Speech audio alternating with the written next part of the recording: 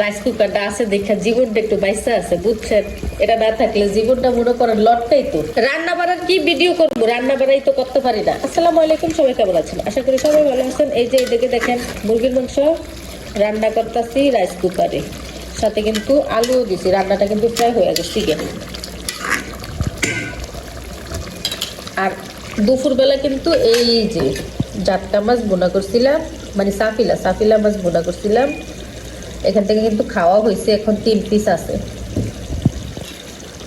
এটা দুপুরবেলা করছি, তাও কিন্তু রাইস কুকারে করছি। আজকে সারাদিনই গ্যাস নাই, এই শীতের সময় কিন্তু খুবই জ্বালাইতেছে গ্যাসে। যারা ঢাকাতে আছে তারা অবশ্য সবাই জানে যে গ্যাসে খুবই জ্বালা যন্ত্রণা করে। কি আর করার আছে, রাইস কুকারটা আছে দেখা জীবনটা একটু বাইসা আছে, বুঝছেন? এটা না থাকলে জীবনটা মনে করেন লটকাই তো। তরকারিটা কিন্তু হয়ে গেছে গা,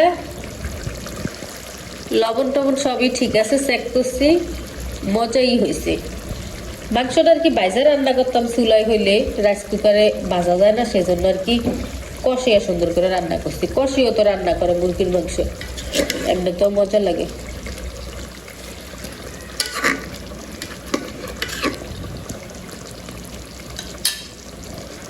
আর কি বলবো কে জানে, কি করবো রে।